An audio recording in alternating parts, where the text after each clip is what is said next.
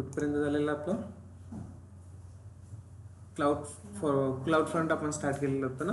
ठीक आहे, तर क्लाउड फ्रंट बद्दल आपण पूर्ण इन्फॉर्मेशन परत घेऊ. डायग्राम कुठे आहे आपली, ओपन रिसेंट बॅच 90. ओके, तर सिंपल कन्सेप्ट आहे.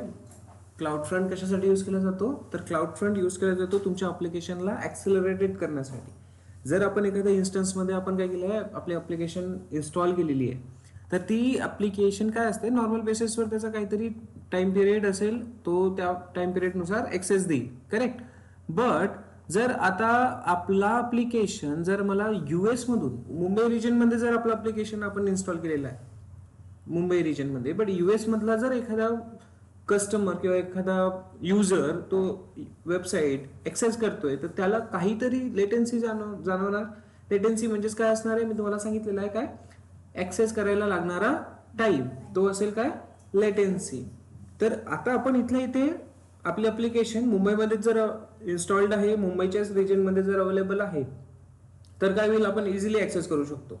पण तेच जर का आपला USचा किंवा कुठल्याही दुसऱ्या रिजनमधला एक युजर असेल, आपल्या ॲप्लिकेशनला जर ॲक्सेस करून बघायचं कोशिश करेल, तर त्याला काही टाइम पिरियड थोडासा जास्त लागेल. कळलं, as compare to us. But even इंडियामध्ये जरी आपण विचार केला, इंडियामध्ये मुंबईमध्ये आपलं ॲप्लिकेशन होस्टेड आहे मुंबईच्या अवेलेबिलिटी झोनमध्ये, आणि एखादा कोलकाता किंवा काश्मीरकडून ॲक्सेस करायची कोशिश करतोय, तर ॲज कम्पेअर टू मुंबईमध्ये जे युजर्स आहेत, जो कोलकातावरून ॲक्सेस करणार त्याला जास्त टाइम लागणार, बरोबर. तर AWS काय करतो यामध्ये, AWS प्रत्येक सिटीमध्ये तर डाटा सेंटर क्रिएट करू शकणार नाही, राईट. तर त्याने काय करून ठेवलेलं आहे, एज लोकेशन्स क्रिएट, जे की ॲज अ कॅचे मेमरी काम करते.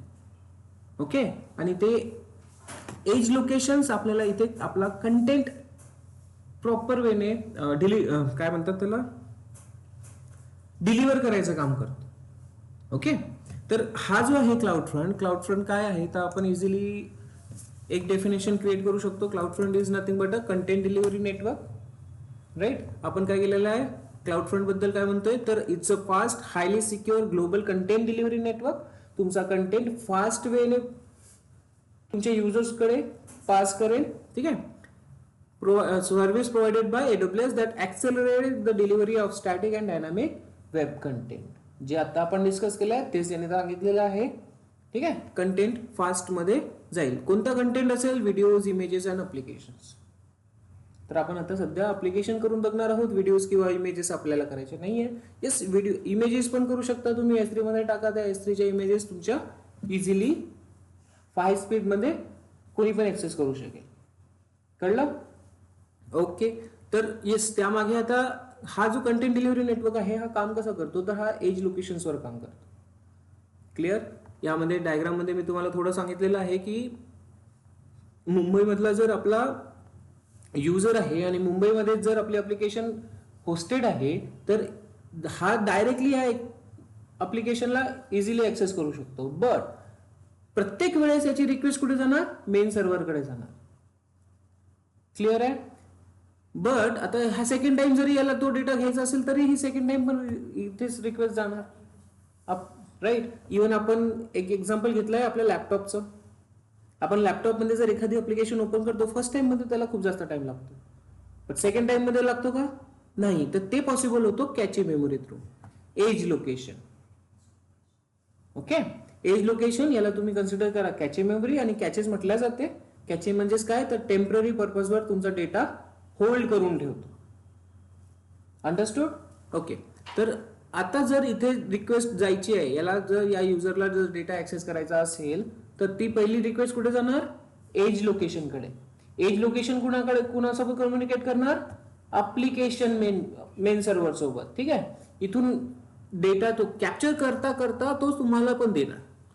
तो कॅप्चर तर करेलच, एक कॉपी स्वतःकडे बनवणार आणि एक कॉपी तुम्हाला पण प्रोव्हाइड करून देणार लगेच. असं नाहीये की तो आधी डाउनलोड करणार आणि देन तुम्हाला देणार, असं नाहीये. तो डाउनलोड करत राहणार आणि तुम्हाला पास करत राहणार, आणि सोबत तो एक कॉपी तुमची त्याच्याकडे स्वतःकडे क्रिएट करेल. Understood? Okay, so this is nothing but the work of your edge location और कॅचे मेमरी.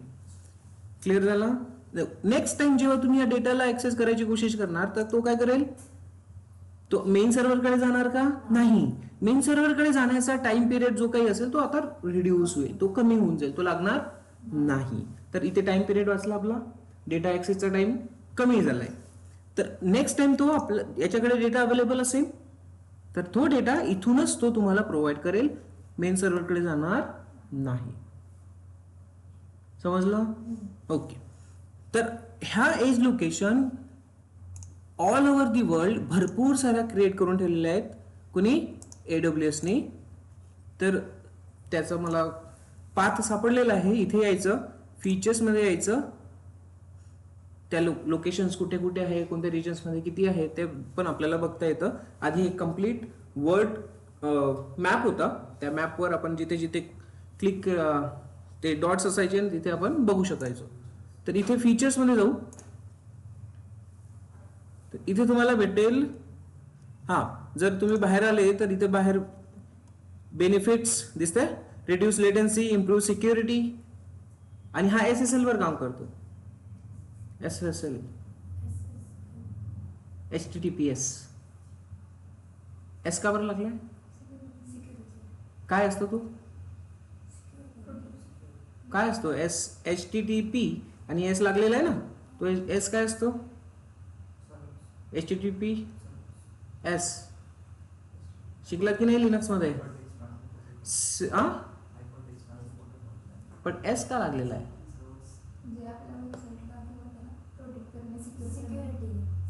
एस सिक्युरिटीचं त्याचं फुल फॉर्म आहे, सिक्युअर सॉकेट सेल असते. SSL असते. ते काय असते? Secure socket layer. करा कन्सेप्ट तो क्लिअर तुमचा. इम्प्रूव्ह सिक्युरिटी, कट कॉस्ट आणि कस्टमाइज द कोड. तर ह्या सगळे बेनिफिट्स आहेत. यूज केसेस काय? Delivery fast, secure website, accelerate dynamic content, stream live, on demand video और डिस्ट्रीब्युटेड पॅच. जे काही आपण आतापर्यंत डिस्कस केलं सगळ्यांनी शॉर्टेड वे मध्ये दिलेलं आहे. प्लस मध्ये क्लिक करायचं, याची इन्फॉर्मेशन, एक्स्ट्रा इन्फॉर्मेशन घ्यायची. कस्टमर्स कोण आहे? तर अटलासियन सारखे कंपनीज, मोठ्या मोठ्या कंपनीज याला यूज करतात. अंडरस्टूड? तर आता तो जो ग्लोबल मॅप आहे तो बघू आपण. फीचर्समध्ये येणार, आणि हा बघा, हा ग्लोबल मॅप दिसतोय इथे. हा ब्लरी आहे, बट यांनी काय अपडेट केलं आय डोंट नो, बट आधी खूप क्लिअर होता. आणि हे जे डॉट्स असायचे यांच्यावर जर असा कर्सर घेऊन गेलो तर आपल्याला दिसायचं ते, बट आता ते इथे विजिबल होत नाहीये. पण यांनी इकडे साईडला दिलेलं आहे की ब्ल्यू एज लोकेशन आहे, पर्पल मध्ये काय मल्टिपल एज लोकेशन्स आहे, आणि हा कोणता आहे? रिजनल एज कॅचे आहे. आता what is this regional edge cache? See इथे दिलेला आहे एक, इकडे दिलेला आहे, इंडियामध्ये पण एक आहे, मुंबई कुठे काय I don't know, but yes आहे. दिसतंय? आधी क्लिअर होता मॅप हे खूप, आता थोडं ब्लरी करून ठेवलं यांनी, बट ओके, आपल्याला अंडरस्टूड होत आहे. तर यांच्यावर जेव्हा आपण क्लिक करतो ना तेव्हा ते लोकेशन कधी क्रिएट झाली आहे त्याची पूर्ण इन्फॉर्मेशन यायची, जे की सध्या आता नाही करू शकत. मे बी तिथे रिजन वाईज तिथे पूर्ण इन्फॉर्मेशन दिलेली आहे खाली, की कोणत्या रिजन मध्ये किती आहेत. ठीक आहे? ओके. सो कुठे कोणत्या रिजन मध्ये किती कॅचे लोकेशन्स वगैरे आहेत ते तुम्हाला इथे इन्फॉर्मेशन मिळतील, जे की त्याने इथे मेन्शन केलेली आहे. नेक्स्ट, आता हे जे आपण बघतोय रिजनल एज कॅशे, हे काय आहे? तर आपण आपल्या डायग्रामवर परत येऊ. मी तुम्हाला बोललोय की इथे एक रिजनल एज कॅशे असेल. आतापर्यंत काय होईल? नॉर्मली काय केस व्हायला पाहिजे? नॉर्मली केस काय व्हायला पाहिजे की हे असं कम्युनिकेशन व्हायला पाहिजे.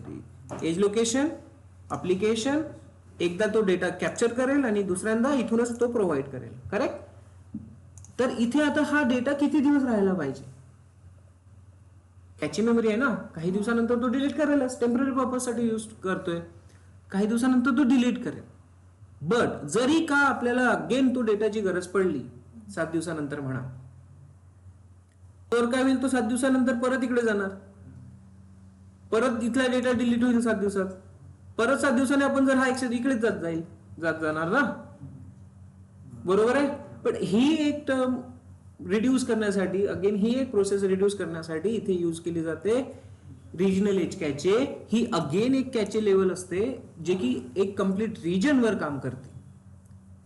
ह्या कॅचे हे जे आहे एज लोकेशन हे कसे काय असणार, इंडियामध्येच मल्टिपल लोकेशन असणार. दिल्ली, मुंबई, चेन्नई, कोलकाता, नागपूर, अजून पुणेमध्ये पण असणार, किंवा सुरत, गुजरात, इकडे तिकडे कुठे ना कुठे असणारच. कळलं? बट हा एज लोकेशन मधून जर डेटा डिलीट झालाय, ह्या एज लोकेशन्स मधनं डेटा जर डिलीट झालेला आहे, तर एक असा एक एज लोकेशन आहे जो रिजन बेस काम करतो. म्हणजेच पूर्ण इंडियासाठी एक सिंगल रिजनल एज लोकेशन असणार जिथे कॅचे मेमरी तुमची अवेलेबल असेल, जिथे तुमचा डेटा अवेलेबल असेल. मेन सर्व्हरवर जायची गरज नाही. तर येस, इथे जर 7 दिवस राहतोय तर इकडे किती दिवस राहील, तो त्यापेक्षा जास्तच 14 डेज राहू शकतो, 1 मंथ राहू शकतो. अंडरस्टूड? डिपेंड्स ऑन अस की आपण किती दिवस ठेवायचं, ते आपल्यावर डिपेंड करते की आपण how frequently we are using that data. गरज नाही आहे तर आपण डिलीट करू शकतो. Understood? Okay. So regional cache location समजलं? ओके. आता कुठे जातं रिक्वेस्ट? आता इकडे जाणार, डायरेक्ट मेन सर्व्हर जाणार का? नाही, इथून इकडे येणार, इकडून आपल्या युजरला मिळून जाणार. क्लिअर झालं? तर इथे लेटेन्सी कमी होतीये आणि ऍक्सेलरेट आपल्याला आपलं ऍप्लिकेशन फास्ट प्रोसेस मिळतीये. तर तेच आपण करून बघणार आहोत. हे समजलं पूर्ण? ओके. सो इकडे दिलेले आहे त्यांनी अफगाणिस्तान, एशिया, आफ्रिका, काय कुठे किती दिलेले आहेत एज लोकेशन्स, जे नंबर्स आहेत तिथे ते तुम्ही बघू शकता. इंडियामध्ये एवढे सारे दिलेले आहेत, नंबर्स नाही दिलेले आहेत, डायरेक्ट नाव दिलेले आहेत. अंडरस्टूड? ओके. म्हणजे हर एक ठिकाणी एक एक आहे एज लोकेशन. त्यामुळे आपण काय करू शकतोय, ऍप्लिकेशन फास्ट ऍक्सेस करू शकतोय. फ्लिपकार्ट, अमेझॉन अशी क्लिक होते, बरोबर? का बरं? ह्या एज लोकेशन्स मध्ये त्याची कॅचेस ऑलरेडी अवेलेबल आहेत आणि ते डिलीट होत नाहीये, ते आपल्याला डायरेक्टली तिथूनच मिळतात. नाहीतर अमेझॉन आणि फ्लिपकार्टचे सर्व्हर्स कुठे आहेत? US मध्ये असेल, तिथपर्यंत जाते रिक्वेस्ट नाही, त्यांचं डोमेन सेपरेट म्हणून आपल्या इंडियामधलेच आपल्याला प्रोव्हाइड करतात. क्लिअर आहे? असं काम असतंय. So now I think concept is clear. So let's get to done practical. Okay. तर काय असायला पाहिजे, आपल्याकडे एक ऍप्लिकेशन असायला पाहिजे. तर आपण सिम्पली एक इन्स्टन्स लॉन्च करू. लेट्स सी, आता इन्स्टन्स आपला लॉन्च व्हायला पाहिजे, काही इश्यू नाही याला, तर व्यवस्थित होऊन जाईल. Server, let's select Ubuntu.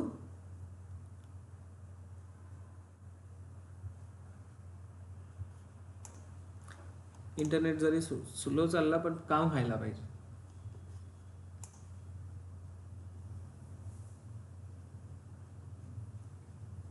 Okay. Next काय करतो आपण, की पेअर आहे माझी इथे की pair. So simply security group select करणार. सिक्युरिटी ग्रुप मध्ये काय करणार, MySG सिलेक्ट करतोय. ओके. नेक्स्ट इथे आता मी अपाचे 2 वर जात नाही, मी सिम्पलचा एक ऍप्लिकेशन इन्स्टॉल करतो Nginx म्हणून.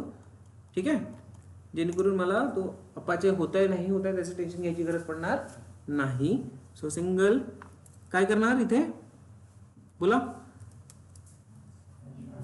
बिन बॅश देतोय. नेक्स्ट sudo apt-get अपडेट देतोय. Next sudo apt-get install nginx -y एवढंच लिहितोय, बाकी काही लिहित नाहीये. तुम्हाला सिम्पली प्रॅक्टिकली दाखवतोय. हा इन्स्टन्स व्यवस्थित काम करायला पाहिजे.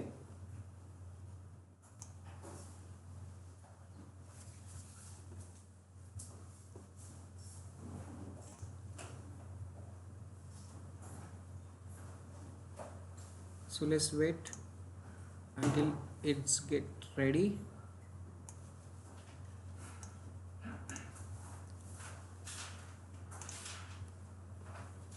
याचा पब्लिक DNS वरून पण तुम्ही त्याला ऍक्सेस करू शकता. तुम्हाला माहिती आहे, हा पब्लिक IP तर आहेच आहे.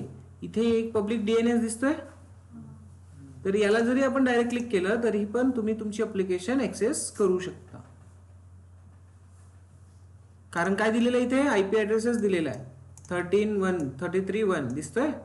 हां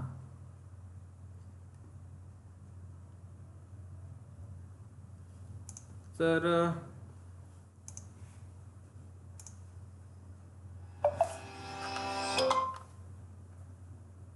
अरे यार ऑनलाईन आपण कनेक्ट नाही केलं आहे.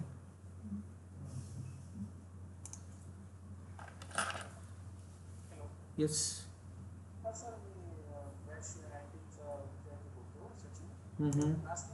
आहे, चालू आहे चालू. हां ठीक आहे ठीक आहे ठीक आहे चालेल. येस येस आत्ता आत्ता करतो.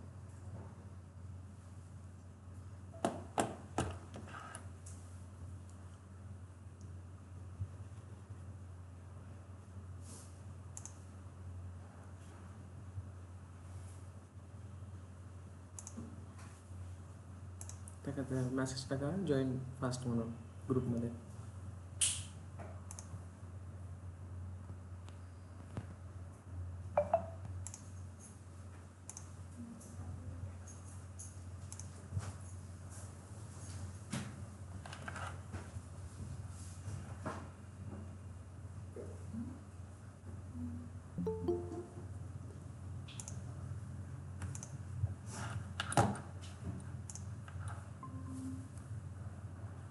Okay, let me share my screen.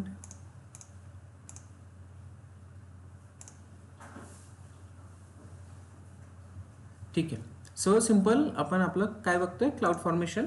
Cloud फॉर्मेशनचं practical करून बघायचं आहे आणि प्रॅक्टिकलसाठी आपण एक इन्स्टन्स लॉन्च करतोय. तर इन्स्टन्स लॉन्च झाला आहे, चेक करूया ॲक्सेस होतोय का हे. ऑन